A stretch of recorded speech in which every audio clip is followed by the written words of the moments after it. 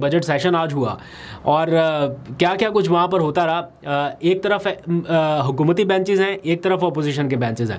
यहाँ हुकूमती बेंचेस से जो तकारीर हुई हैं वो कम थी, अपोजिशन बेंचेस से ज़्यादा तकारीर हुई। इसीलिए आपने सोशल मीडिया पर क्लिपिंग भी देखी होगी कि अपोजिशन को काफ़ी टाइम मिल रहा है और डिप्टी स्पीकर जो हैं वो PTI के लोगों को मुझे ऐसा लगा कि मौका दे रहे हैं बात करने का।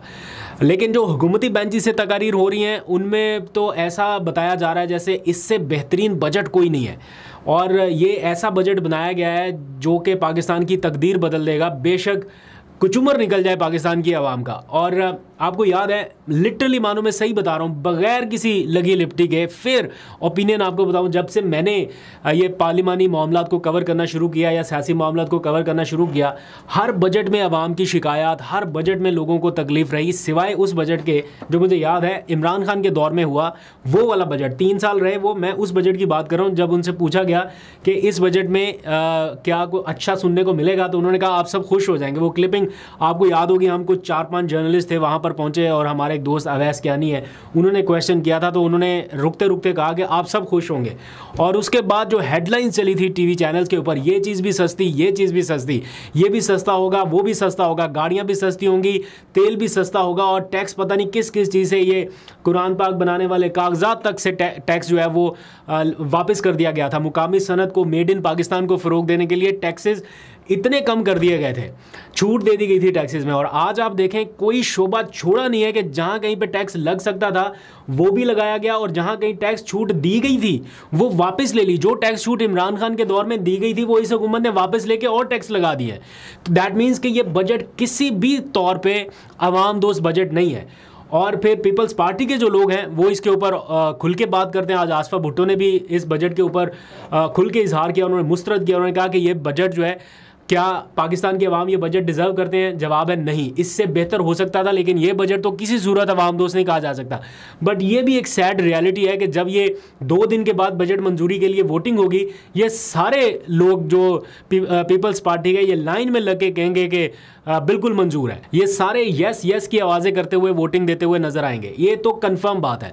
लेकिन कहीं कहीं आवाज़ें उठ रही हैं। दूसरी साइड PTI की है, वहाँ उनके ऑब्वियसली अपने मसाइल भी हैं, फॉर्म 45 भी, फॉर्म 47 भी, और भी कई इशूज़ हैं। फिर जो एक मुमकिन ऑपरेशन को लेके आज उन्होंने काफ़ी ऐवान में एहतजाज किया और उनका मुतालबा ये है कि वो जहाँ पर उनकी हुकूमत है वो इलाके इफ़ेक्ट हो सकते हैं, तो वहाँ पर एहतजाज हो रहा है। तो ओवरऑल काफ़ी टफ टाइम देखने में मिला। तो तकारीर जो है वो बैक टू बैक हो रही थी। शहरियार तकरीर कर रहे हैं, फिर अली मोहम्मद खान, फिर बैरिस्टर गौहर, उमर अयूब।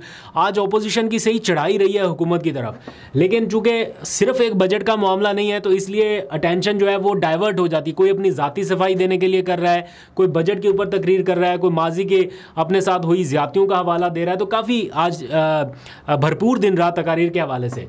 आज फिर कुछ जुमले ऐसे बोले गए जो कि हज़फ कर दिए गए। हम तो वहाँ पर सुन रहे थे तो मुझे मालूम है क्या जुमले हैं, लेकिन चूँकि हज़फ कर दिए गए और मुनासिब भी नहीं है इसलिए यहाँ पर दोहराना भी उनको नहीं चाहिए। लेकिन PTI के रुकन थे, उन्होंने आज फिर बात करते हुए जज्बात में आए और उन्होंने कहा ओए ये और ओए वो।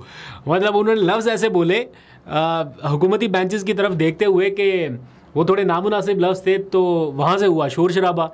और फिर उन्होंने जब शोर शराबा देखा तो स्पीकर ने भी मुदाखलत कर दी और उन्होंने कहा मैं ये अल्फाज हज़फ करता हूँ। फिर फौरी तौर पे कहा मैं वापस भी ले लेता हूँ, मैं ये अल्फाज वापस लेता हूँ, बजाय इसके कि उनकी रुकनीत भी मुअत्तल होती। उन्होंने फौरी कहा कि जनाब मैं वापस ले रहा हूँ ये लफ्ज़। तो काफ़ी हंगामा खींची रही। फिर एक मौका आया जब एक खातून रुकन है नौशीन इफ्तिखार, हुकूमती बेंचेस की, मुस्लिम लीग नून की है, डस्का से, उन्होंने चूड़ियाँ निकालनी और उन्होंने कहा कि जनाब मैं अपने लिए चूड़ियाँ ख़रीदने गई थी तो मैं ये चूड़ियाँ असद कैसर के लिए भी लेके आई हूँ, क्योंकि असद कैसर ने कल एक जज्बाती तकरीर करते हुए कहा था कि हमने हाथों में चूड़ियाँ नहीं पहन रखी।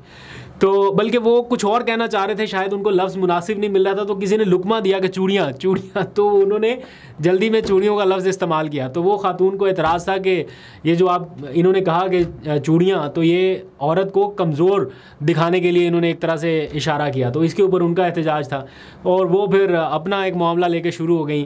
फिर इसका शानदाना गुलजार ने जवाब दिया और वो फिर सारे मामला उन्होंने कहा कि मैं अगवा हुई किसी वक्त में जब ये सारा कुछ हो रहा था, तो किसी पीपल्स पार्टी ने, किसी मुस्लिम लीग नून ने या किसी हुकूमती बेंचेस की खातून ने इसके बारे में बात तक नहीं की। और वो कहती हैं आप एक चूड़ी की बात कर रहे हैं, हमारी ख़वातीन के साथ क्या क्या कुछ हो चुका, क्या कभी उसके ऊपर आपने बात की है? आप खाली एक जुमले के ऊपर पूरा आपने वो बता दिया हमें, यहाँ ख़वातीन के साथ क्या क्या कुछ हो चुका, अब तक हो रहा है, क्या उसके ऊपर किसी ने बात की है? तो खैर ये जवाब और जवाब शिकवा जैसा माहौल, और फिर तनकीद बराए तनकीद, ये सिलसिला रुक नहीं रहा था। और ये पूरा एक जो 8 घंटे का एक पूरा सेशन था जिसमें बैठ के खाली आपने सुनना है और उनके जुमलों को लिखना है और रिपोर्ट करना है। ये बड़ा मुश्किल काम था कि आपने सबकी तकारीर को सुनना है बैठ के। मैं तो कहता हूँ स्पीकर, डिप्टी स्पीकर का हौसला है। वैसे तो उनको मराद बड़ी मिलती हैं, काफ़ी उनके मतलब प्रोटोकॉल्स हैं, लेकिन स्टिल वहाँ पर बैठ के 8 घंटे 10 घंटे के लिए आपने सिर्फ तकारीर सुननी है और कुछ और नहीं करना। ये बड़ा मुश्किल काम है, मेरे से तो नहीं हुआ। मैं तो वैसे ये करता भी नहीं हूँ, ये वाली ड्यूटी हमारे एक साथी रिपोर्टर हैं, वो आज थे नहीं, तो मुझे उनकी जगह ज़रा छुट्टी वाले दिन जाना पड़ गया। तो वरना तो मैं चलते फिरते रिपोर्टिंग करूँ तो वो सही है, किसी एक जगह 8-10 घंटे बैठ के इनकी तकारीर सुनना बड़ा मुश्किल काम है।